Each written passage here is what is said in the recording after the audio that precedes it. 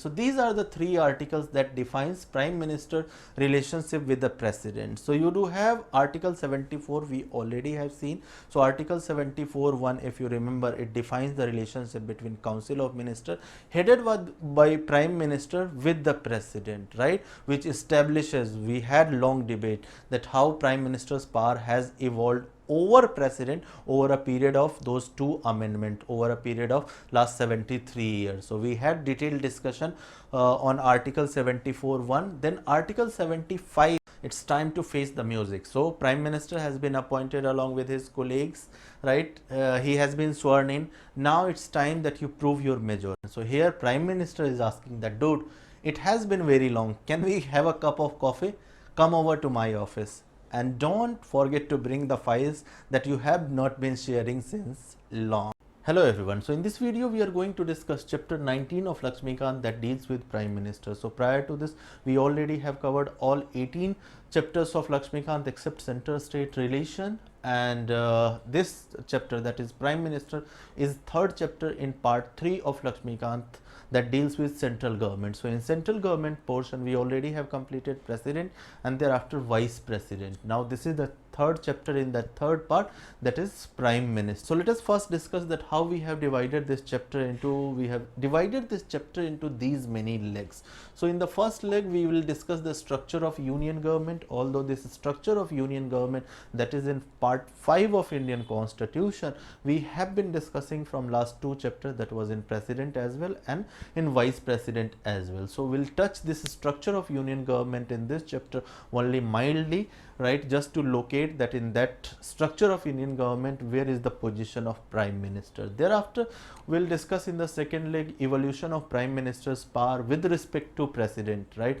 This portion as well we have been touching continuously. We touched this portion, we discussed the Prime Minister's power, that who is real executive, who is this nominal executive, who does hold real power, who is symbolic head, who is ceremonial head, right. So all these things we already have discussed in Parliamentary chapter, thereafter Federal chapter, thereafter in President chapter as well, that how Prime Minister's power has evolved over a period of 73 years through those three amendments, that is 42nd Amendment and 44th Amendment, right. But then again, this is the scope of this chapter, then we'll have to discuss this, that how PM's power, Prime Minister's power, has evolved a period of this time. Thereafter in third leg we'll discuss the process of invitation to form the government. So once election is over, once the result has been announced, then what consideration President takes into to call any party to form the government. In the fourth leg of this chapter we'll discuss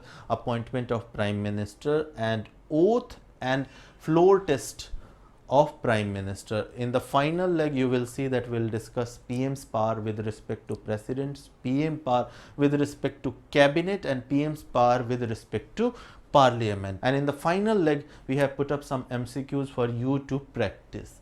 So let us delve into the first leg of this chapter, that is structure of union government. So this is the structure of union government that has been dealt in part 5 of Indian Constitution, right. And I am saying part 5 of Indian Constitution and not part 5 of Laxmikant. So part 5 of union government, for those who have been watching our videos regularly, they already know that union government has been, that part has been broken into these 5 chapters, and we are right now we are here somewhere, just a moment.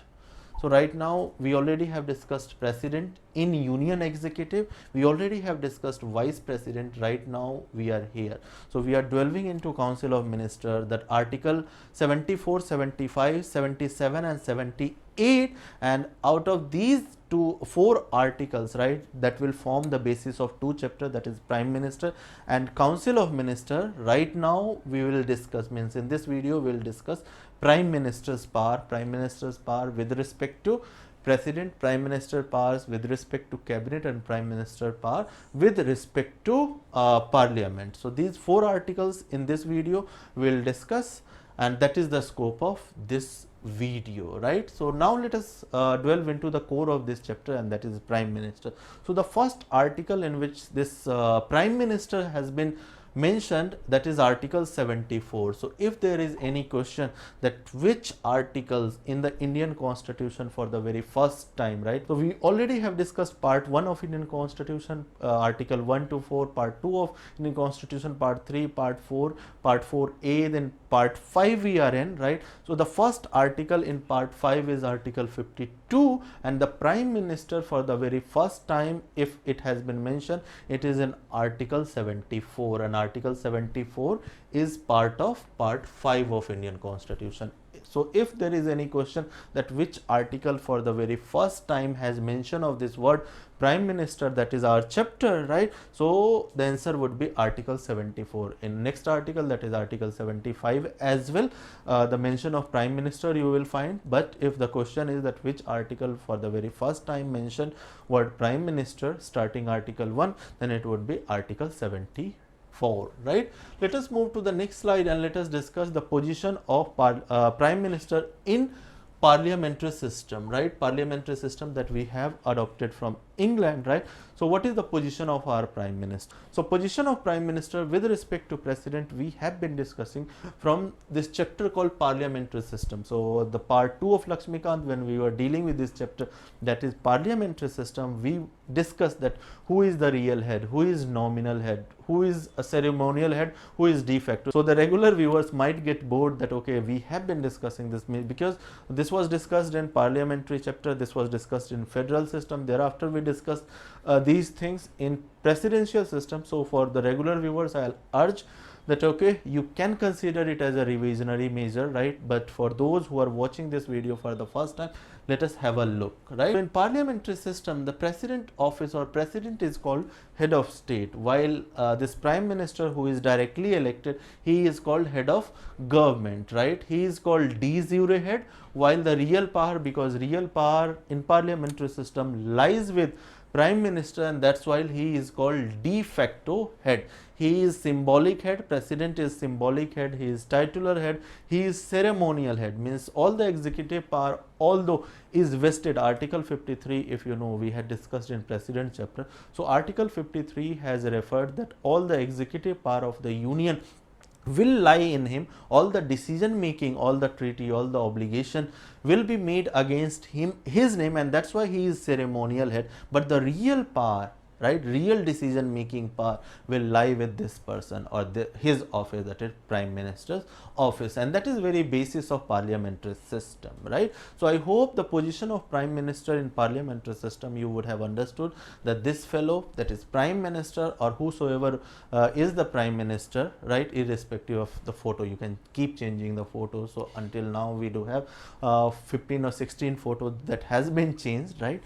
So it is just a symbolic measure. So real power, as I told, lies with the prime minister office, while the nominal power, right, lies with the president office. But whatever we discussed, right, that is a conclusion that he is head of government, he is head of state, he does wield real power, he is de facto head, he is so all these things that we said, that is just conclusion. If somebody asks or if the question is raised that which article in Indian constitution, yes, in parliamentary system, as soon we adopt the parliamentary system, we know that the prime minister who is elected, he will be head of government and he will have all the real power. But if a question is asked that in constitution, Indian constitution, which article actually provide the information that he is the real head, that is prime minister is the real head, which article directly or indirectly says that the prime minister is real head? Because this is the conclusion, right? Means whatever information that this slide has, this is nothing but conclusion. But if the question is asked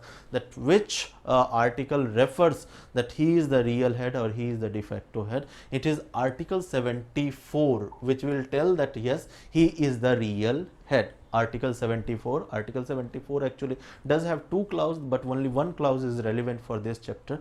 The second clause will be relevant for the Council of Ministers chapter. So when we'll be in Council of Ministers, you will see that we'll discuss the second clause of this article 74 as well, right? So 74, we'll have a discussion on this article 74 for next 4 or 5 minutes, and in the course of those 4 or 5 minutes, you will see that how this prime minister or the Council of Ministers does wield wield the real power, because in the previous slide, as I told, that we already had declared the conclusion that he has the real power.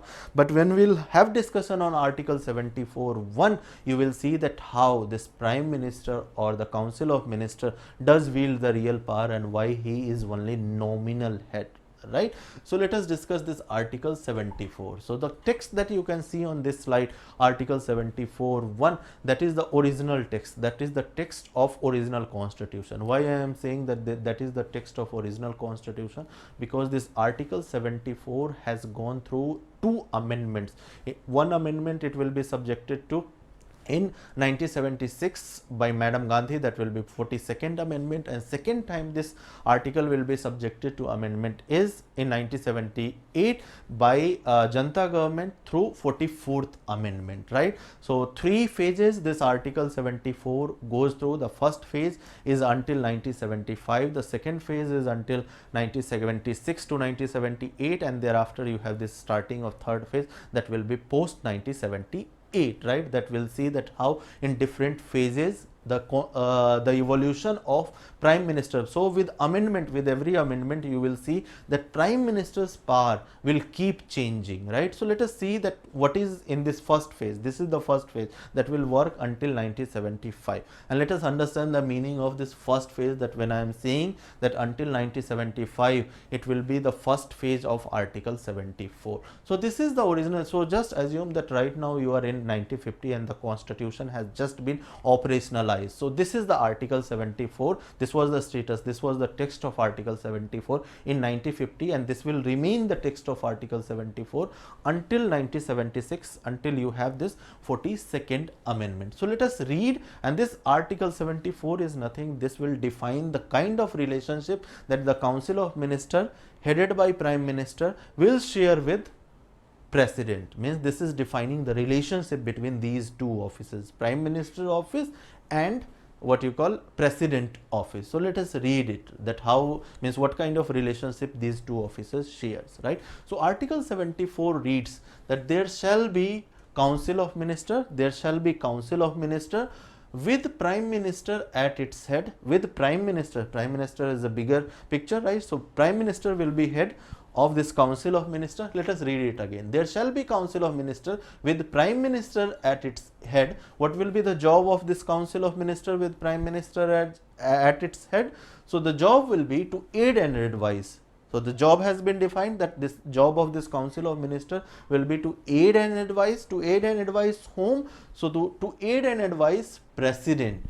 क्यों aid and advise करेगा? So to aid and advise in exercise of his function. So whatever job he is supposed to do, right? Because I already told you that he is the nominal head, he is the symbolic head. And Article 53, when we were discussing in President's chapter, we had already discussed that the all executive power of the union lies in his office, and whatever treaty, whatever convention, whatever obligation, whatever acts that is signed by Government of India, that is signed in his name, and that's why he is symbolic head, right. And that's why there should be a Council of Ministers that will aid and advise that which act should be signed, which act should not be signed, which treaty should be signed, which treaties or obligation or contract should not be signed. So whatever work will happen, that will be happen in his name, but that will be advised by Council of Ministers headed by Prime Minister. So this is the meaning of this Article 74, right.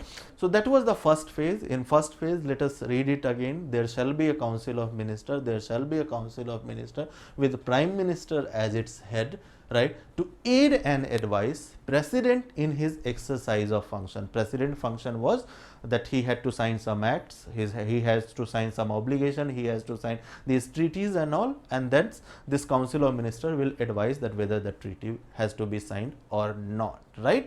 So that was the first phase of Article 74. So this is the first phase of Article 74, and this Article 74, that this text of Article 74 will remain until 1976. So what actually happened in this first phase is that a debate started. Debate regarding what? Actually there was a school of thought that emerged immediately after operationalization of Indian Constitution, and the initiator of that school of thought was none other than our President itself, and that was Rajendra Prasad.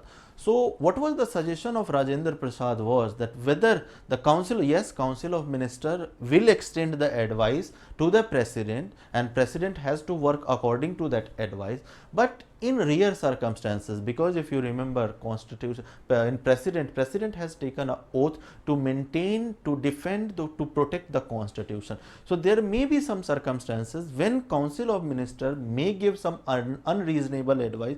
There may be some circumstances where this council of minister may be driven by political ideology and they may end up giving some advice which may not be constitutional. So the point of Rajendra Prasad was that whether the advice that is extended by council of minister in every situation, so in every situation that advice is binding or not.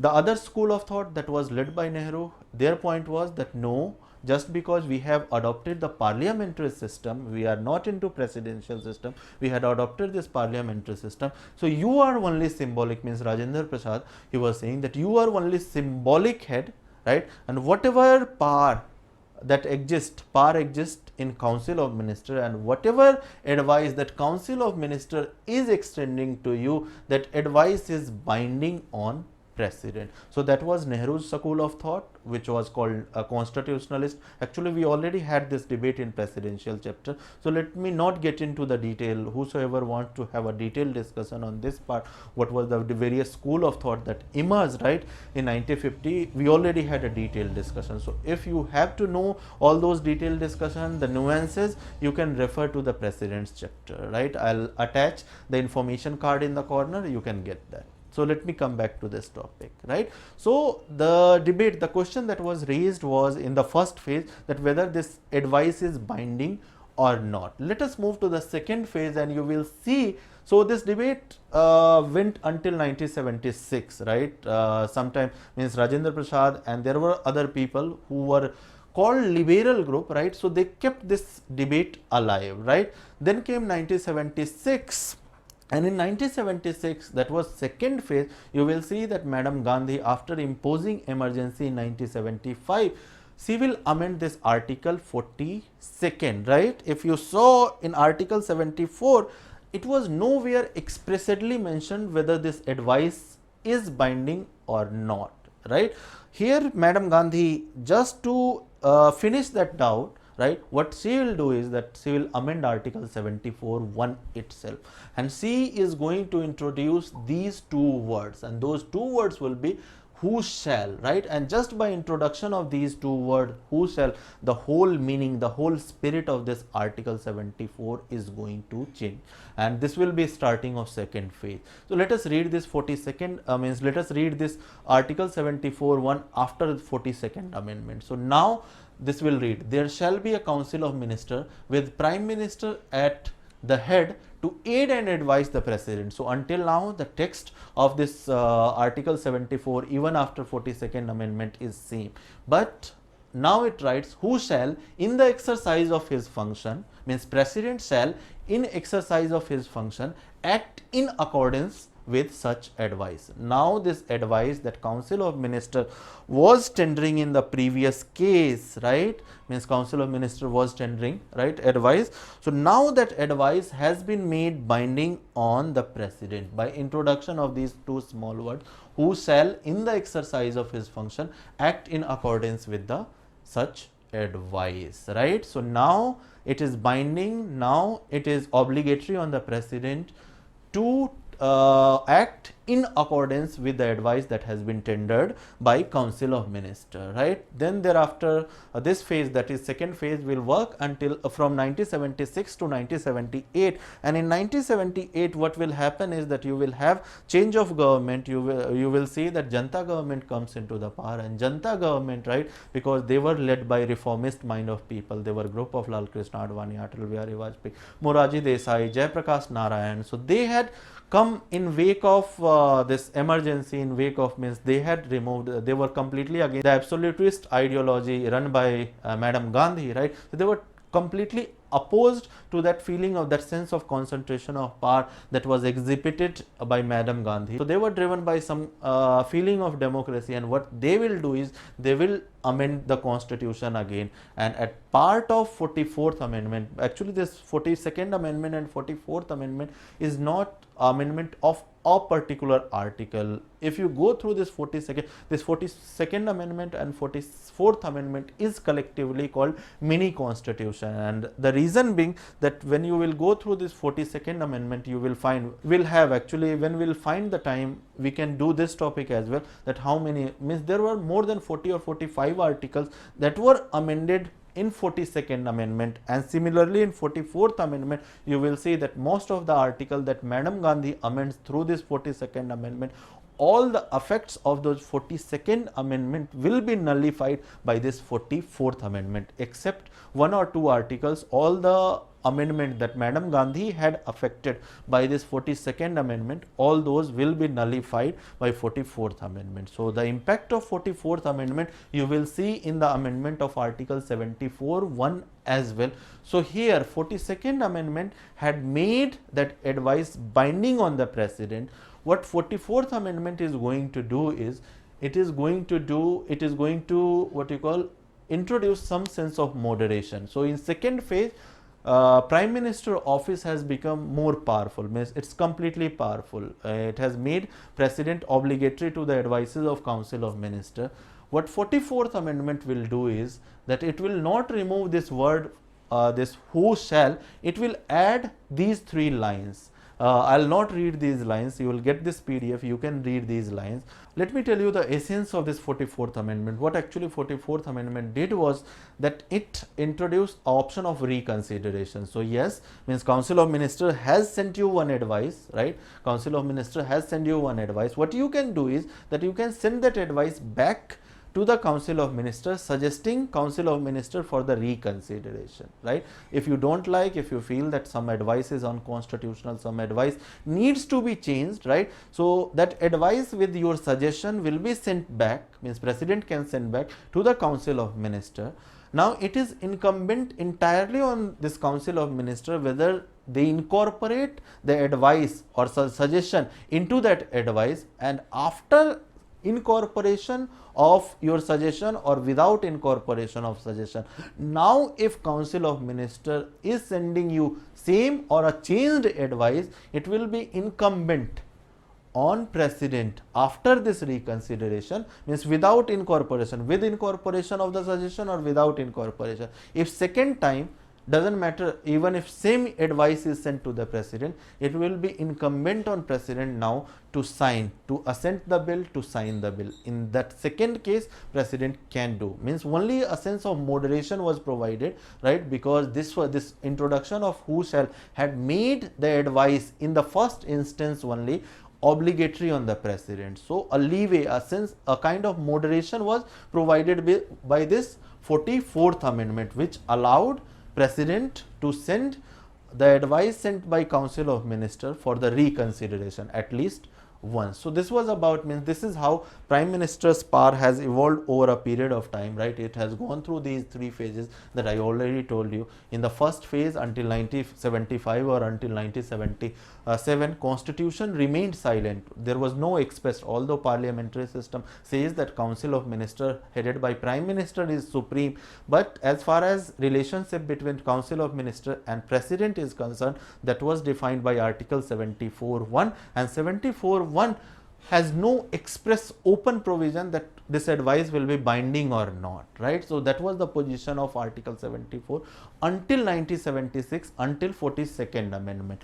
In 42nd amendment, that is second phase, what was done? Madam Gandhi introduced those two words, that is who shall, which made obligatory on the part of President to consider the advice tendered by Council of Minister, and PMO became more powerful. In 1978, you will see you have this 44th amendment, and this 44th amendment, what it will do is that increased PMO power, means the PMO power which was increased by this 42nd amendment, that will be moderated, and an option of reconsideration, right, will be given to what you call President office, right? So I hope you would have understood that how the Prime Minister's power has evolved over a period of time, right, over a period of these three phases. And right now the position of the Constitution is this, that yes, Council of Ministers advice is still obligatory on the President, but yes, once President can send the advice tendered by Council of Ministers for the reconsideration, right? So I hope you would have understood this. So tomorrow if there is any question that provision of Council of Ministers advice being binding on President was part of original Constitution, your answer would be no, because this was not made binding, means it was not expressly mentioned in Article 74 in the original Constitution that this advice would be binding, right? That was introduced by 42nd Amendment. So that was not part of original Constitution, that was introduced in 1976. So I hope you would have understood this evolution of power. Let us move to the next slide and let us discuss that who can become Prime Minister in our parliamentary system. So we have adopted our parliamentary system from England, right? We have borrowed it from there, right? So in England, member of lower house, that is their House of Common, right? They do have two houses like us, House of Common, that is lower house, and House of Lord, that is upper house. In our case it is Lok Sabha, that is lower house, and upper house is Rajya Sabha. So the person who wants to become Prime Minister, he necessarily need to belong to the lower house, right? That is House of Common, right? If any person wants to become PM, Prime Minister, in England, he mandatorily needs to come from the lower house. But in our Constitution, even if a member is coming from the upper house, right, he can become PM. So the last Prime Minister, that was Manmohan Singh, he constantly for 10 years he remained PM, and for whole 10 years he was from Rajya Sabha from Assam, right? So a member does not matter whether he belongs to the lower house. In this regard, we have adopted, yes, parliamentary system from England, but we have gone a step ahead, right? We have not copied that model that our Prime Minister will belong only to the lower house. Any member belonging to the any house, right, they can become PM, Prime Minister in our case, right? Next question, can a non-member, means a person who does not belong to either a house of the parliament, neither he is member of Lok Sabha, neither he is member of Rajya Sabha, can a non-member become Prime Minister? Can a non-member become Cabinet Minister? The answer is yes. So does not matter whether you are part of Rajya Sabha or not, whether you are part of Lok Sabha or not, still you have every chance to become Prime Minister of this country, still you have every chance to become part of Cabinet Minister of the country. The only condition is that you will have to become, means you can be appointed Prime Minister by the President, you can be appointed you can be part of Cabinet Minister. The only condition is that you will have to secure entry into House within 6 months, within 6 months. So once you have been appointed Prime Minister by the President, or once you have been appointed Minister, within 6 months, if you could not secure what you call entry into Lok Sabha or entry into Rajya Sabha, means entry into any of the, then in that case you will have to resign. But if you could secure entry into any of these houses, you can continue to be part of what you call Council of Minister, right? So recently, if you see in the second stint of Modi government, S. Jaishankar was given preference over late Sushma Swaraj. Earlier Sushma Swaraj was handling this Ministry of External Affairs. S. Jaishankar, based on his professional expertise, he was diplomat, right? So he was given preference over late Sushma Swaraj, and he was given charge of this Ministry of External Affairs. At the time of appointment, right, he was neither member of Lok Sabha nor member of Rajya Sabha, right? He was appointed ministry, he was given Ministry of External Affairs, he was inducted into Prime Minister's cabinet, right? But what he did is, what the party BJP did is that BJP ensured their entry, S. Jaishankar's entry into Rajya Sabha within 6 months. So if I talk about at the state level as well, any person can be CM or any person can be part of Council of Minister, even if he is not a member of Legislative Assembly. And why I am taking in Prime Minister's chapter, why I am taking the example of CM, Chief Minister, or the Council of Minister at the state level, because we do follow parliamentary system at the central level as well and at the state level as well. So most of the principle that is followed at the central level will be followed at the state level as well. So at the state level as well, when we'll be discussing the chapter of chief minister, you will find the same provision, just the article will change, right? So this provision is mentioned into article 75, that any member who does not belong to Rajya Sabha, any member who does not belong to Lok Sabha, right, he can become part of Council of Minister without being a member. The only condition that within 6 months he will have to ensure the entry into any of the house, right? So on the state level as well, you will see this provision, just article will change, that any person who is not member of Legislative Assembly of that house, right, he can become CM, he can become state minister, provided that within 6 months. So the content will remain same, only the article will change. So if you see, there have been occasions, right? So Deve Gowda, when he was appointed prime minister, he was neither member of Lok Sabha nor member of Rajya Sabha. Later on he secured entry in Lok Sabha. You have this man Yogi Adityanath, when he was appointed chief minister of Uttar Pradesh, he was not member of legislature. Logically only a MLA can be appointed chief minister, but by following this principle of 6 months, right, he was appointed chief minister. He resigned from the post of member of parliament. He was Lok Sabha member. He resigned from the Lok Sabha of India, right, and thereafter he secured entry in the Legislative Council of Uttar Pradesh, right, that was the upper house of Uttar Pradesh, and then he continued to be chief minister even today. So the condition is that they have to secure entry into the house within 6 months. If within 6 months they cannot secure the entry, right, they will have to resign. So you have this man S. Jaishankar, right, MEA. You have this man this Uddhav Thackeray. At the time of appointment as chief minister of Maharashtra, this man was not MLA. Even today he is not MLA. In few days he is about to complete 6 months, and due to corona crisis, the election to the Legislative Council, that is upper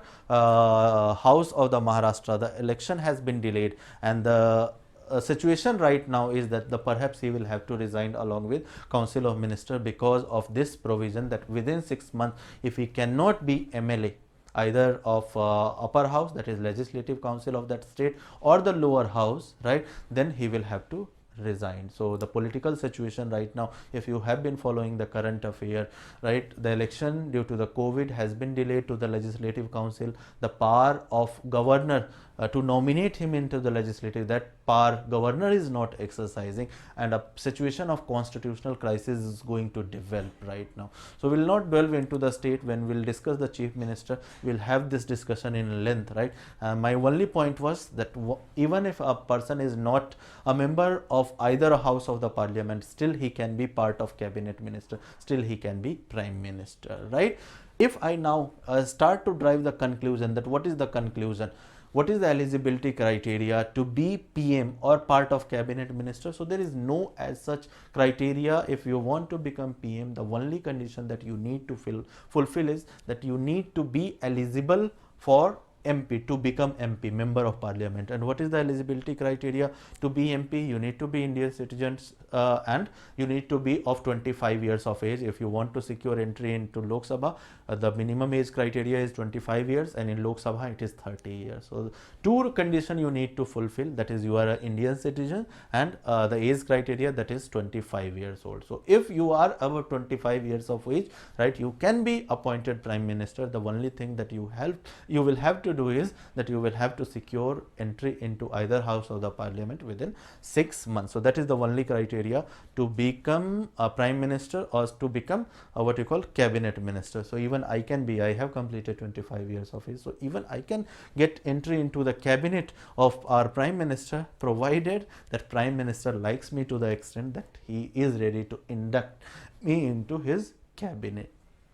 I hope this provision that who can become prime minister is clear to you, and along with that there were many other doubts that we means secondary provision as well we saw. Let us move to the next slide and now discuss on this slide that which party will form the government, which party will be invited to the form government by the president, right? And so you would have seen the cases that immediately after election result is announced, there is huddle that okay, which party will form the government, right?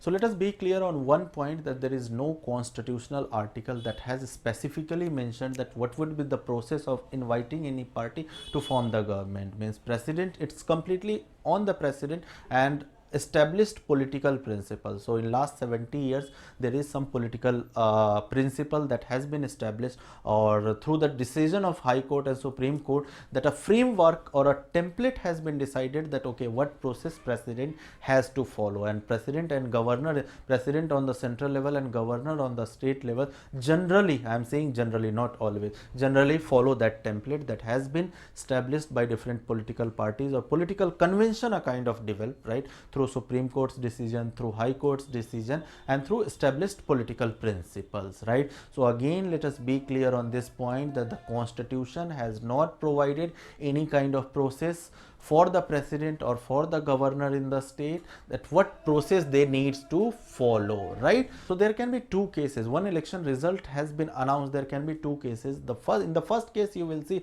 that a particular party or a coalition, pre-poll coalition, has secured the majority. So right now the number, how many number of seats Lok Sabha has? So 545 seats, right, our Lok Sabha does have. Out of those, 2 seats is nominated, so the number of elected seat is 543, right. So whichsoever party manages to secure these number of seats, that is 272 seats, that is one more than majority. So whichsoever party manages to secure this 272 seats, right. So as I told that there can be two cases. In the first case, that a party or a coalition has single-handedly or with some other, with their allies, have secured 272 seats. So in that case, there will be no doubt, and that party, leader of that party which has secured 272, the leader of that party in that case will be called by president if it is at central level, or by governor if it is at state level, right. So whichever party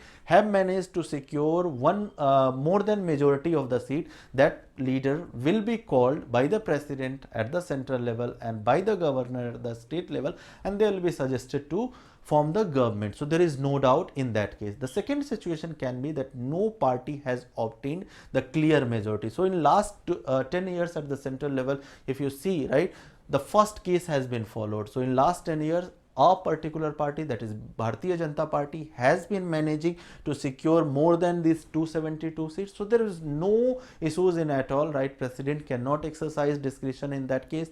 He necessarily has to call, and again I am clarifying that there is no constitutional principle that he has to call. It is just by established political convention, it is just by High Court and Supreme Court's observation in the past, that in such cases president will call that party which has managed to secure the majority number of seats, right. So there is no chance of presidential discretion in that case.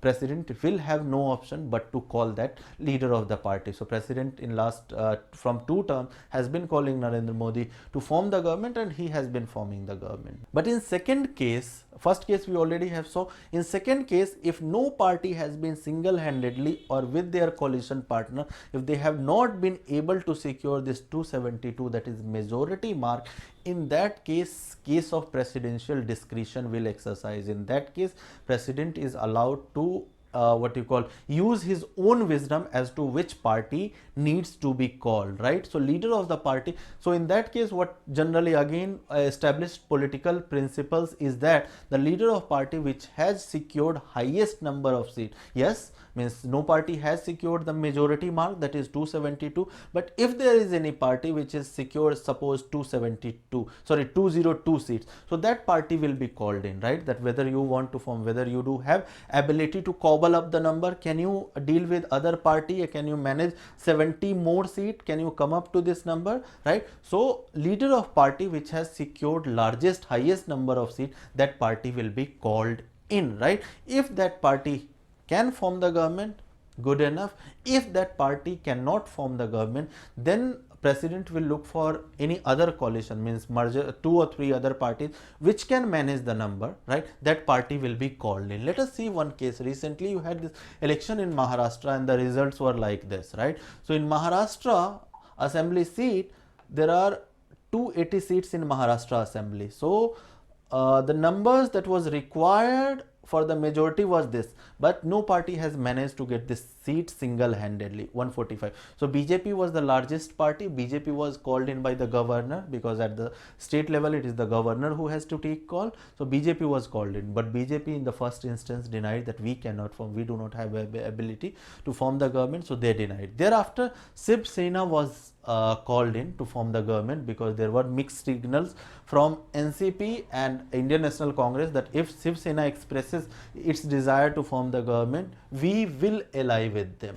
right? And Shiv Sena finally staked the claim, and Shiv Sena has formed the government. But in this case means, but there can be another case, means here the established political principle was that the single largest party will be called in, thereafter the second largest party will be called in, but governor or the president in this case had the discretion that it could have ignored the BJP, which was the single largest party. It could have exercised its own wisdom and it could have called Shiv Sena directly in the first instance itself, considering, right, exercising their own assessment, because there were signals from the NCP and INC that if Shiv Sena claims to form the government, we will stand by them, right? They were clearly sending the signals, NCP and INC, that we will not ally. Any of these parties were not ready to ally with the BJP. So governor was fully free to exercise his own assessment, and they could have called Shiv Sena in the first place, ignoring the BJP. And this is in this situation when no party has, means in first situation a particular party had secured the clear majority. So in that case, president or governor does not have any chance of exercising their discretion, exercising their assessment. But in this case, when the required number was this 145, right? In that case, when none of the party has managed to secure this number, in that case, presidential discretion and governor's discretion, chances of that discretion arise, right? And they can exercise discretion in that manner. I already discussed that BJP was called in, but BJP could have been ignored, and that would not have been wrong, right? Shiv Sena, if governor's assessment is that the BJP cannot form the government, they are free to, even they could have called INC as well in the first instance, and nobody could have challenged them in Supreme Court or High Court. But one caution, yes, governor is free to exercise his discretion in such cases. Governor or president is free to exercise his discretion. The only caution that they need to take is that the exercise of that discretion by the president at central level or by the governor at the state level while inviting any party should be guided by the stability of the government. So if in this case, just a moment, so if in this case, if INC is being called in, INC is Indian National Congress is smallest party, right, in this case, and if governor is calling this party and somebody, that is BJP, challenges this in court, right, governor will have to justify that yes, he do have discretionary power, that yes, in these situations when no party has managed to get clear majority, he can exercise discretionary power, but he will have to explain in High Court and a Supreme Court that what principle he was guided by, right? The general principle is that he should be guided by stability of government. So if he can justify that from my assessment, INC could cobble up the number by associating with Shiv Sena and NCP, then his decision would not be described malafide. You would have seen cases where governor is taking a decision, that cases is landing up in High Court, that cases is landing in Supreme Court, and the governor's decision is set aside on the malafide, on the grounds of malafide, right? So governors exercise, yes, means president and governor is free to exercise their discretion. They are free to call Indian National Congress, which is the smallest party, right? But that discretion should be guided by stability. They will have to justify that from my assessment, I felt that INC can manage the number. INC, Indian National Congress, can provide the most stable government for next 5 years in this state. And that was what I was guided by. So I hope this principle, this discretionary principle, right, in what circumstances president is free, in what circumstances president's discretionary power will come into the picture, in what circumstances governor's discretionary power will come into the picture, the situation, what principle while exercising discretionary power, what principle governor should be guided by, right, all these things you would have seen the cases, right. Once this has been decided that yes, this particular government or this particular leader or this particular party will form the government, thereafter president at the central level or governor at the state level will suggest that party कि भाई ठीक है आप oath ले लो, means oath will see, oath आप ले लो, and that party will be given a reasonable time. In case if that party has clear majority, no issues, right, they would be able to prove the majority. But in case if these parties are called to form the government, they will have to prove the majority, that yes, they do have this number. In Maharashtra case, this number was required. In central level, this number is required, right. So they will have to prove, if any such party which does not have clear majority, they will have to come on the floor of the house. Means the process is that once party has been identified, once the leader has been identified, which has claimed that yes, I do have numbers, I can manage, so he will be appointed CM at the state level or he will be appointed PM at the central level, but that party will be given a reasonable time by the president. Again, what will be the reasonable time? That has to be decided by what you call president at the central level and governor at the state level, right. So that party will be suggested to prove majority in the reasonable time allotted by president. So at the central level, this reasonable time will be decided by president, and at the state level, this reasonable time will be decided by governor. Time allotted depends entirely on governor and president, right. Their discretion it is. However, every means you would have seen the cases in Karnataka, if you would have seen, right, while Yediyurappa in the first instance, right now he is CM, in the second instance, right, you had this Congress and JDS government in between for 6 or 7 months in Karnataka, if you would have following this political history of the various state, right. So Yediyurappa had been given by the governor. You know that how governor action is guided by political consideration from the central parties, right, at the central level. So in the first instance, when Yediyurappa claimed to form the government, he was given a window of 15 days, and the 15 days he didn't have numbers, right. So there was every chance that horse trading was to go, right, and High Court and Supreme Court intervened on the request of JDS and Congress.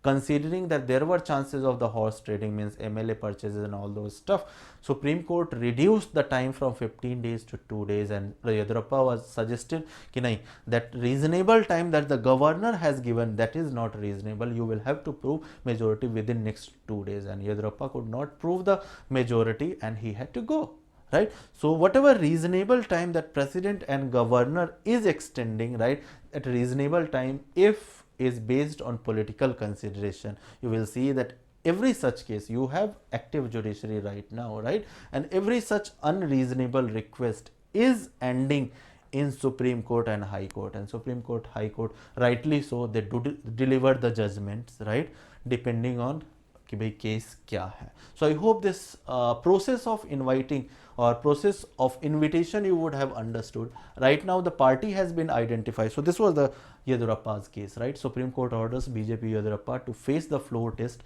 within 24 hours. Ruling governor's decision later, means whatever governor's decision of extending, what basis governor gave with that 15 days window, right, that decision Supreme Court said that will take that decision later. As of now, we are suggesting Yediyurappa to prove his majority within 24 hours, right. So I hope this thing, the process of invitation, that how this invitation is extended to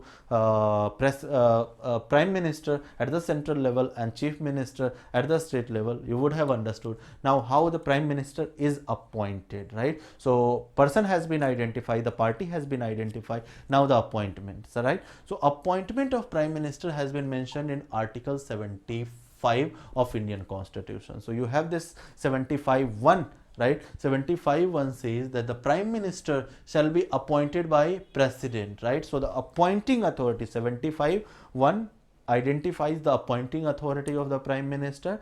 The first time Prime Minister, I'm again repeating, the first time word Prime Minister was used in Indian Constitution in Article 74(1).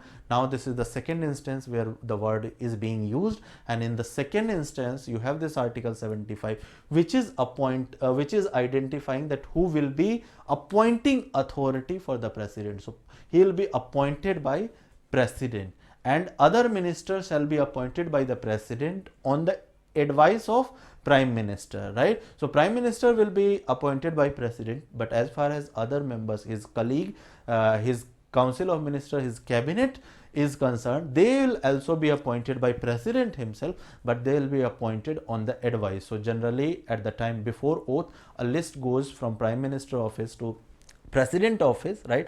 In that list you do have mention of the name of the minister, right? And as per that list, this President will appoint that who will be the cabinet minister, who will be the Council of Minister, right? So on the advice of Prime Minister itself. So it is the prerogative of Prime Minister that who he wants in his cabinet, right? I hope this 75(1) you would have understood. So Prime Minister has prerogative to decide his cabinet, his colleagues, because at the end of the day it is the Prime Minister who is the leader and he has to work with his colleagues, right? So he needs to have those person who he has good relation, good rapport, and President is just appointing authority. The meaning is that if a list has been given by the Prime Minister to be, means Prime Minister elect, right? So to be Prime Minister, if any list is shared with the President, President will not alter. President cannot suggest कि इस list में से एक हटा दो या एक minus कर दो, मुझे ये अच्छा नहीं लग रहा, नहीं,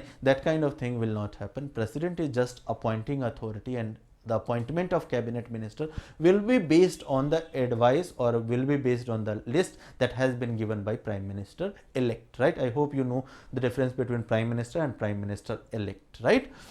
Then 75(4). So other clauses have been skipped because other clauses are irrelevant for this chapter, that is Prime Minister. 75(2), 75(3) we'll discuss in the Council of Ministers. So we are directly jumping onto the 75(4), right? Fourth clause of 75. So before a minister enters into the office, the President shall administer oath of the office. So two kind of oath Prime Minister along with the ministers take, and those two kind of oath is oath of office and oath of secrecy. We'll see that what is this oath of office and what is this oath of secrecy. Oath of office that the Prime Minister take, there is no separate oath of office or oath of secrecy. Prime Minister has no separate oath. The oath that he takes, that oath belong only to the minister. Oath of all the minister will be common, whether he is Prime Minister or simple cabinet minister. So oath of office and not particular ministry. So at the time of being sworn in, means at the time when they take that oath, right, they does not take oath of Ministry of External Affairs. So you had this S. Jaishankar, right, who is right now Ministry of External or Home Minister Amit Shah. Then you have this Rajnath Singh, he is handling this Defense Ministry. So at the time when a president appoints, right, when at the time when they are taking oath, they does not take oath of a particular ministry, that I so and so take oath of Ministry of External Affairs, I so and so is taking this oath of HRD ministry. No, they take just oath as cabinet minister, they just take oath as a minister of state, right? Their just ranking is defined. As far as allocation of portfolio is concerned, this allocation of portfolio is done at later stage, and that is the prerogative of Prime Minister again, that based on seniority, based on political consideration, which person, if he is a heavyweight minister, he will be given this finance minister important portfolio like a defense ministry, important portfolio like home ministry. So these will go to heavyweight minister. Then there are some smaller level minister, they will be given Ministry of State, some textile ministry and other, right? So portfolio allocation, this president is just, the major emphasis is president is just appointing authority, right? As far as portfolio allocation is concerned, that is done by Prime Minister as a later stage based on seniority and other political consideration, right? So the takeaway from Article 75 for this chapter Prime Minister is that the President is appointing authority. As far as cabinet is concerned, cabinet ministers are appointed by again President itself, but on the advice of Prime Minister, right? Prime Minister has prerogative to decide his cabinet colleagues. Then what kind of oath these minister take? So two kind of oath of office and oath of secrecy. Then he is just appointing authority. For President is just appointing authority. For the cabinet minister, as far as portfolio allocation is concerned, that portfolio allocation is prerogative again of a Prime Minister, and that is done at a later stage, right? I hope you would have understood this Article 75 as well. Let us move to the next slide and let us discuss the oath of the Prime Minister. So on the screen you can see that this oath of Prime Minister is stricken through, right? There is a strike through on this oath of Prime Minister, and the reason being that there is nothing called oath of Prime Minister. There is only one oath for all the Union Minister, and Prime Minister as well take the same oath. So Prime Minister does take oath of a minister. There is no special oath for Prime Minister, and these are two oaths that Prime Minister including Union Minister takes, and that is oath of office and oath of secrecy, right? So as part of oath of office, right, this is the oath of office, that I'll bear true faith to the Constitution of India. Of India means whatever obvious words were there I have removed just to shorten it. So I'll bear true faith to the Constitution of India. Of course, you will bear as a Union Minister when you are being sworn in as Indian Union Minister. You will bear true faith only in Constitution of India, not in Constitution of China or Pakistan. Then uphold sovereignty and integrity of India. Of course, you are supposed to uphold as a Union Minister. What else you will do? Then faithfully discharge the duties of the office. Again, this is very obvious. There is nothing new. Even a private personal entering into private organization has to take this oath that okay, I'll faithfully discharge the offices that I am entering into. So there is nothing new that is in oath of office. The new thing you will see is in oath of secrecy. So what is the content of oath of secrecy? So see, there are certain information, means in precedent chapter as well I had discussed, and let me repeat it. So there are certain information that is brought to a Union Minister's notice. So suppose you are Ministry of Home Affairs, you are handling, as Amit Shah is handling Ministry of Home Affairs. So there would be many sensitive information that will be brought by intelligence agency, intelligence bureaus, RAW. Those agencies share very secret information with these people, these ministers. Now, minister cannot keep declaring these things into publicly. It can't happen that RAW has passed some hideout information of some terrorists hiding in what you call Pakistan occupied Kashmir. You cannot share while sitting, while having coffee with your private friends. You cannot share these intelligence information with your friends, and that's why this oath of secrecy. And the content of oath of secrecy, you see, is will not directly or indirectly communicate or reveal any information. What kind of information? That is brought under my notice in capacity of Union Minister. So as a Union Minister, some information has been shared by some institution, some security agency, or otherwise as well, means Ministry of Finance, right? There may be some trading secrets, some policy has to be designed. Now if some policy, those policy at premature age gets access to some industrialist, right, that industrialist may be benefited, right? So those kind of thing you cannot favor. That will be nepotism. So that is brought under his consideration or becomes known to him as the Union Minister. Now, except as may be required for the due discharge of his duty as such minister. So there are certain circumstances in which this exemption has been given, in which you can reveal the information that has been brought to your notice as a Union Minister. So what kind of circumstances those can be where exemption has been given to the Union Minister? So suppose again Amit Shah example. So suppose some intelligence agency has shared some information regarding the hideout in Pakistan. Now those hideouts has to be destroyed, but Amit Shah alone is not equipped politically to take the decision. He will have to loop in what you call Prime Minister. He may have to loop in Cabinet Committee on Security. There may be other members on the panel of Cabinet Committee of Security, right? So he'll have to share these information with those members of the Cabinet Committee of Security, right? So in those circumstances where as a part of discharge of his duty it is necessary to share the information, in those circumstances that exemption has been provided. So I hope you would have understood oath of office as well and oath of secrecy as well. Let us move to the next slide. Now it's time to face the music. So Prime Minister has been appointed along with his colleagues, right? He has been sworn in. Now it's time that you prove your majority. So President had given, means if there was no clear majority, then President, if you remember, had given some reasonable time, right? So whatever reasonable time a party had been extended, suppose 7 days or 8 days. So in those 8 days that party will have to secure, will go on the floor of the house, that is in Lok Sabha, and will have to prove the majority, that they command the majority, right? Now here Prime Minister moves vote of confidence. So there is something called vote of confidence and there is something called no confidence motion, right? So there is a difference between vote of confidence and no confidence motion.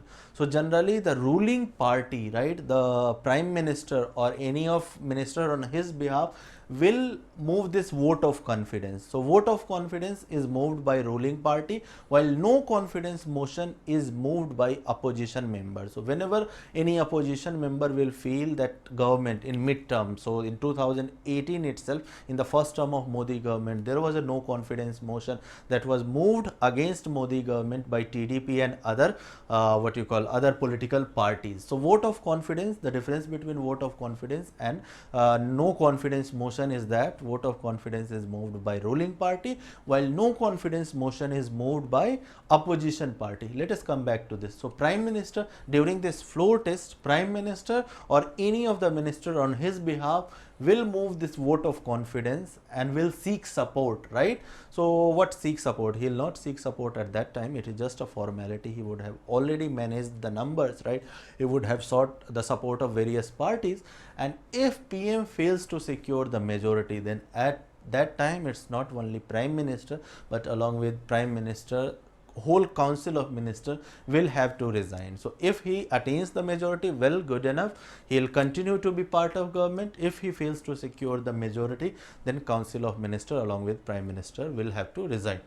Vote of confidence is different from no confidence motion, which is moved by opposition member. We already have discussed.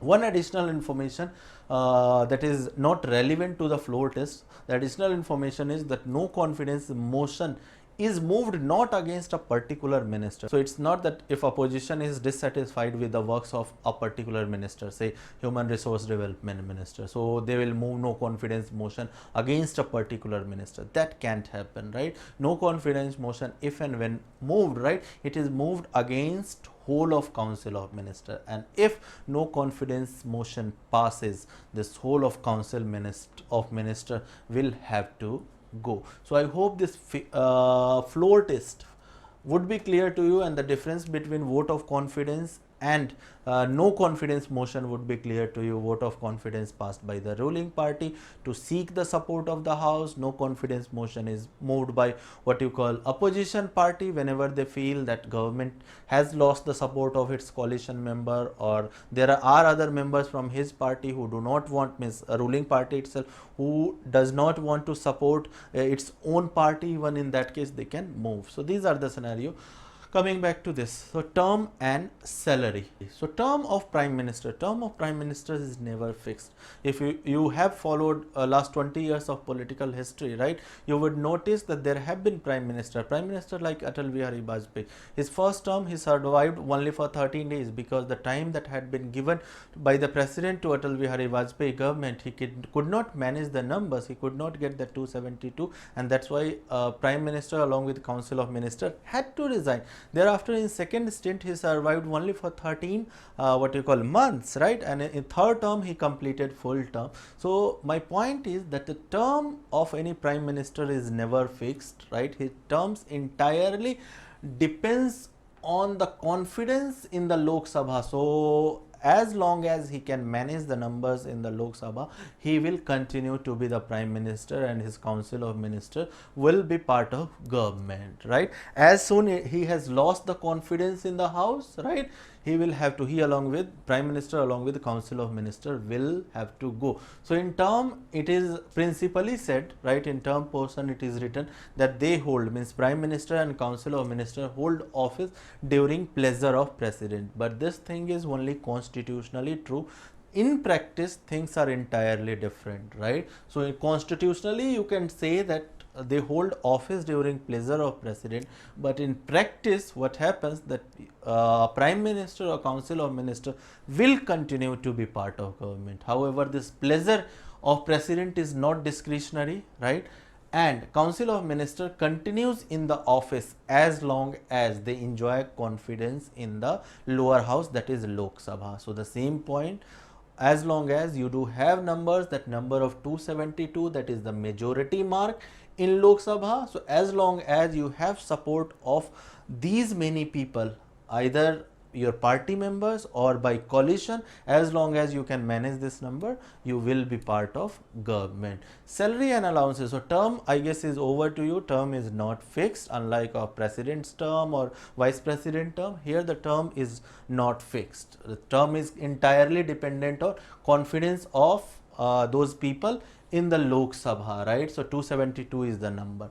About salary. So salary and allowances of the Prime Minister and Minister is to be regulated by Parliament, right? So I hope this portion, term and salary, is also clear to you. Now let us discuss Prime Minister's position. Prime Minister position with respect to these three things. The number one with respect to cabinet, number two with respect to President, and Prime Minister position with respect to Parliament. So on these three lines we will discuss position of Prime Minister, you can say, or powers of Prime Minister. So first thing, let us discuss position of Prime Minister with respect to cabinet. So position of Prime Minister, if you see with respect to cabinet, there is something called in Latin primus inter pares, and the meaning of primus inter pares is first among equals. So cabinet ministers are equal and he is first among all those cabinet ministers. So this is one relationship between cabinet and Prime Minister, that he is first among equal.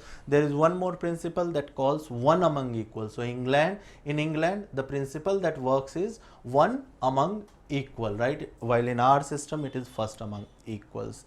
Then on the second line, if you see, which defines again the position of Prime Minister with respect to cabinet.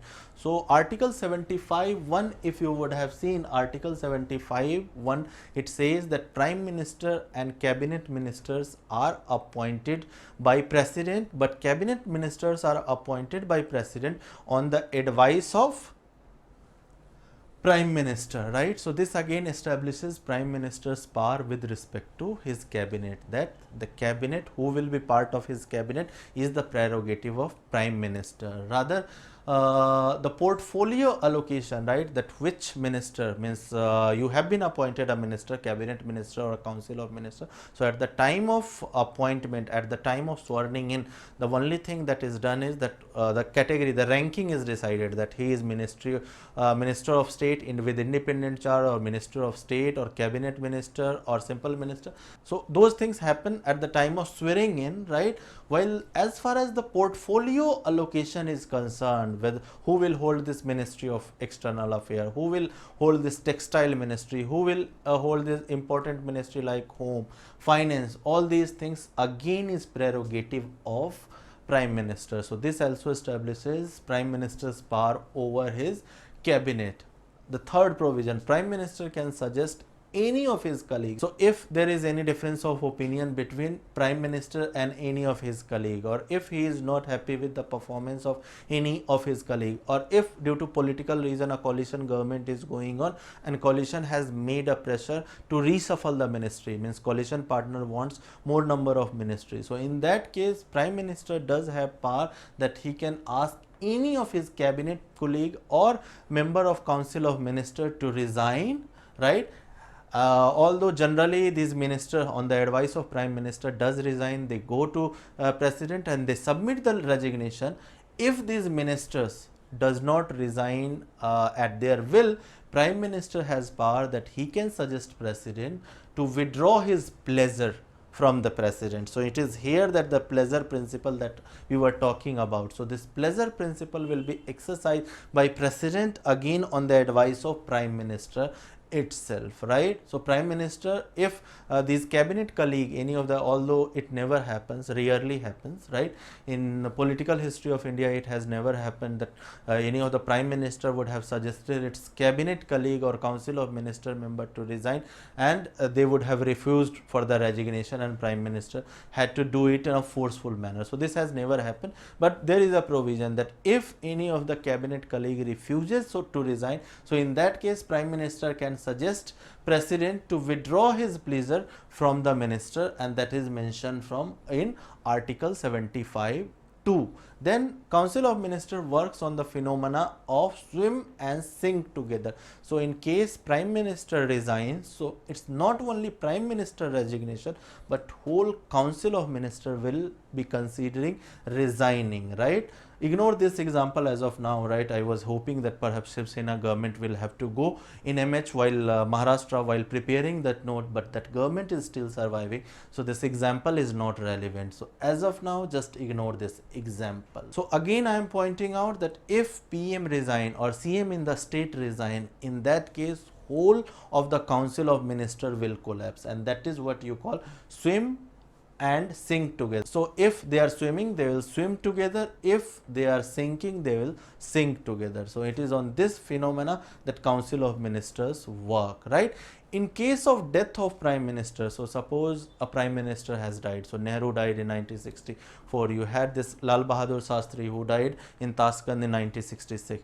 So in case Prime Minister dies and the party does have clear majorities, so in that case what President can do is that President can appoint any of the senior cabinet colleague, right, as caretaker Prime Minister until that party decide that who will be their leader, right? So in case of 1964, Guljari Lal Nanda, he was senior most minister, so he was appointed this caretaker minister until Congress government, Congress party collectively decided this Lal Bahadur Shastri as their leader. This again happened when Lal Bahadur Shastri ji died, right, in 1966. So in that case, until Indira Gandhi was chosen as Congress leader, you had this Guljari Lal Nanda, again he was appointed this caretaker government, right? So this is a caretaker PM, right? So in case of death of Prime Minister, President appoints senior. So all these are powers of Prime Minister over his cabinet, or Prime Minister's relation, means what kind of relation Prime Minister will have with respect to cabinet. So I hope all these points would be clear to you. Let us move to the next slide and let us discuss Prime Minister's power with respect to President, right? So these are the three articles, just a moment. So these are the three articles that defines Prime Minister relationship with the President. So you do have Article 74, we already have seen. So Article 74(1), if you remember, it defines the relationship between Council of Minister headed by Prime Minister with the President, right? Which establishes, we had long debate that how Prime Minister's power has evolved over President over a period of those two amendments, over a period of last 73 years. So we had detailed discussion on Article 74(1). Then Article 75 that defines again a relationship between Prime Minister and President, and it tells, this Article 75(1) tells that what you call President appoints Prime Minister and President also appoints Cabinet Minister on his advice. So these two articles are already clear to you, and that is my hope. If not clear, you can go back to these videos and can see these two articles. The only new article in this slide is Article 78. Again, I am repeating that it is these three articles, Article 74, Article 75 and Article 78, that defines the relationship or the kind of engagement President and Prime Minister will have. Article 74 we already have seen, that had established Council of Ministers dominance over Prime Minister, right?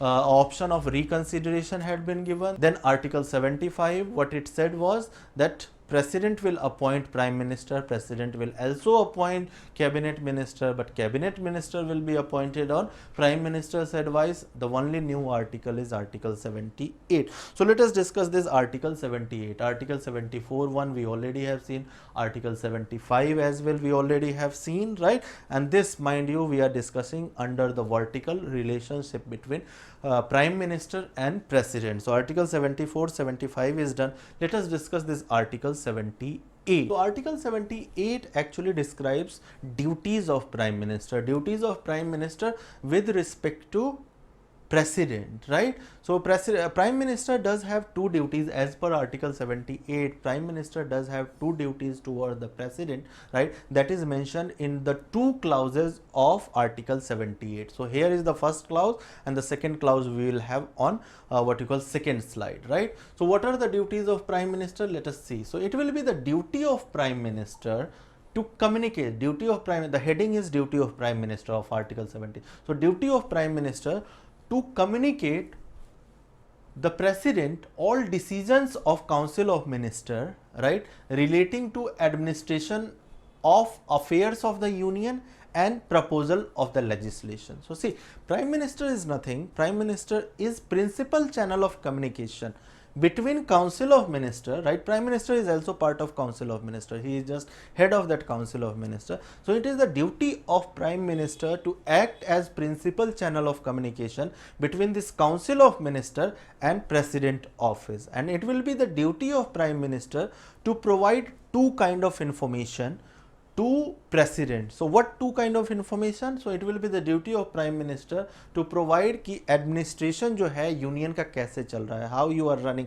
how you are handling the issues like Shaheen Bagh, how you are handling any kind of protest, if there is some widespread protest or corona crisis, how you are handling, how you have planned to spend this PM care fund, right? So all these things means how are you running the affairs of administration of the union. It will be the duty of Prime Minister to let President know. So this is the first duty. The second duty is that whatever proposal of the legislation that Council of Minister is considering or about to consider, right, those proposal of legislation has also to be communicated, right, by the Prime Minister to the President, right? So these are the two duties that Prime Minister have to let President know administration of the affairs of the Union and proposal of the legislation that Council of Minister is considering or about to consider. The second clause is nothing, but second clause also delivers same meaning, right? But in this case, so suppose Prime Minister proactively does not provide all these two information that has been mentioned in clause 1, right? Never ever, means you would never have heard this article that Prime Minister has any kind of duties towards President, because this is one lesser discussed articles in the Indian Constitution, right? So suppose Prime Minister does not provide these kind of information. Why any political Prime Minister would like to discuss issues like controversial issues like Shaheen Bagh with the President? Because President is neutral office, right? They will advise something which may not be acceptable to the Council of Ministers. Ultimately, Council of Ministers are what? Council of Ministers are a political body, right? So most of the time you will see the decision that they take are based on political consideration, while this man, right, although he has been elected by the political leaders itself, but due to, by virtue of that office that inspires impartiality, office that inspires bipartisanship, so by virtue of office he has now become neutral, right? It entirely depends on the character of that person whether he wants to be he wants to act neutral or not, right? So you would have seen previous president, that was Pranab Mukherjee, although appointed by Congress government, but during Prime Minister Modi's stint as well, he shared good rapport, right? There was no allegation by the Prime Minister that is Narendra Modi against the Pranab Mukherjee, because he inspired the confidence, that impartiality, that presence. So he decided, he chosen to have that impartial path, right? Despite having a long career with Congress, he ensured that that biasness, that as a party officer that has come into him, his personal biases does not affect the functioning of the president, right? And that is, so my point is that it entirely depends on incumbent's character whether he wants to be neutral or not, right? So what I was discussing was that it may be that due to political reasons, Prime Minister or Council of Minister may not like to discuss controversial issue. Why they will discuss this Shaheen Bagh issue? Because ultimately they know that he may end up giving some impartial advice that may not be agreeable to what you call Prime Minister or Council of Ministers. So in case Prime Minister does not proactively provide all the information that President was looking for, right, in that case you have this clause 2 which empowers President to seek that kind of information. In first clause it defined that it will be the duty of Prime Minister to provide two information on administration of affairs of the union and information on the proposal for the legislation, means legislation that is about to be or is to be considered, right? So if Prime Minister is not providing those information proactively, President can ask for those kind of information, and in this situation Prime Minister is compelled to provide those information. So here Prime Minister is asking that, dude, it has been very long, can we have a cup of coffee? Come over to my office and don't forget to bring the files that you have not been sharing since long, right? So it is the duties of, means Article 78 is nothing but it defines the duties of Prime Minister towards the President, right? So this is one article, that is Article 78, that defines the duties of Prime Minister and the relationship, what kind of relationship that Prime Minister has with the President, right, in what manner they should communicate. So there is one more information under the same vertical, that is position of Prime Minister with respect to President, that President can suggest Prime Minister to generate any kind of discussion on any of the matter in Council of Ministers. So suppose there is a wide protest again going on inside the country, and due to the political reasons Council of Minister or Prime Minister or a ruling party is not discussing that matter even in the Parliament. So in that case you would have seen the news like this, that Sonia Gandhi or opposition leader have met what you call President, right? So in those cases what President can do is that President can suggest Prime Minister or Council of Minister to discuss any kind of topic and submit the report, right, to the President. So these are the constitutional provision that we do have in our constitution.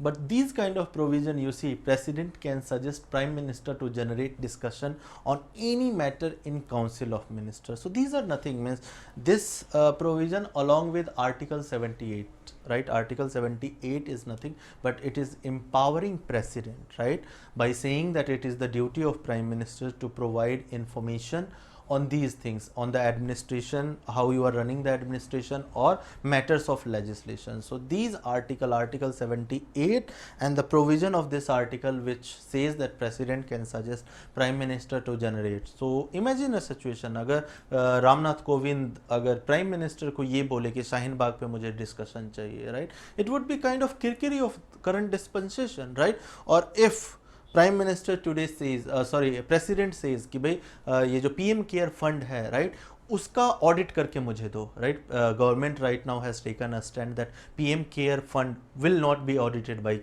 CAG, right? So that is a report. But if President says that no, audit this CAG, audit this PM Care by the CAG, it would be kind of kirkiri and it will lead to skirmishes between President and Prime Minister, right? So these kind of controversial constitutional provision has never been used except in one situation when you had this Jail Singh was the president in 1984 and 1988 during Rajiv Gandhi government. So he had asked Rajiv Gandhi government to submit files of the Bofors, means what kind of deals that had, because of Bofors there was personal corruption allegation on the Rajiv Gandhi government. So Gyani Jail Singh, sorry, not Gyani, means Jail Singh was seeking, who was president, he was seeking some explanation from Rajiv Gandhi government using this Article 78 itself, and Rajiv Gandhi was reluctant to share those information, and confrontation had gone to the extent where Jail Singh, that was president, was thinking of suspending, means withdrawing the pleasure from the Rajiv Gandhi government, and that would have led to constitutional crisis. Means these kind of article, although this Article 78 has empowered President, right, by giving these kind of power that he can seek any kind of information from Council of Minister, but these are controversial article which has never been used by any president except the Jail Singh, right? But right. right? Let us move. So we already have discussed position of Prime Minister with respect to cabinet. We have discussed position of Prime Minister with respect to President. Let us discuss position of Prime Minister with respect to Parliament, right? And this will be the last leg. Thereafter, I'll give you the glimpse of MCQs, and that will be over, right? So he advises with respect to Parliament. So Prime Minister, he means Prime Minister. Prime Minister advises President to summon, prorogue both the houses. So once business has been over, once house has to be called in, right, summon will be issued. So it is summon is issued by President on the advice of Prime Minister. So summon is issued. Prorogue. So prorogue is nothing but prorogue is when the business of the house is over, right? Then this prorogue order notification is issued by President on the advice of Prime Minister. Then he recommends President to dissolve the Lok Sabha. So if Prime Minister does hold majority, right, and in that case if he wants to pre-poll the election, in that case what Prime Minister can do is Prime Minister can simply recommend President to dissolve the Lok Sabha prematurely, and President will have no option but he will have to what you call dissolve the Lok Sabha. But in case suppose Prime Minister is supposed to face the floor test, and knowing that he will not be able to manage the majority, in that case if Prime Minister suggests President that you dissolve the house, in that case President will not agree, right, because he already know that it is for the mala fide reason, it is because of mala fide reason, just because he does not have numbers, he want me to dissolve the Lok Sabha. So in that case it is not bounden duty of President to consider the advice of what you call Prime Minister, that incumbent Prime Minister. So this is the position of Prime Minister with respect to Parliament, right? So all three verticals: position of Prime Minister with respect to President, position of Prime Minister with respect to his cabinet, and position of Prime Minister with respect to Parliament we have seen. Now let us move to the last leg, and that is MCQ, right? So 6 or 7 MCQs we do have. The first MCQ, second MCQ, third MCQ, fourth MCQ, fifth MCQ, sixth MCQ. I guess fifth was not visible for enough period of time. So this is the fifth MCQ, sixth MCQ, seventh MCQ. So these are 7 MCQ that I have put up for the Prime Minister. Till then, bye bye.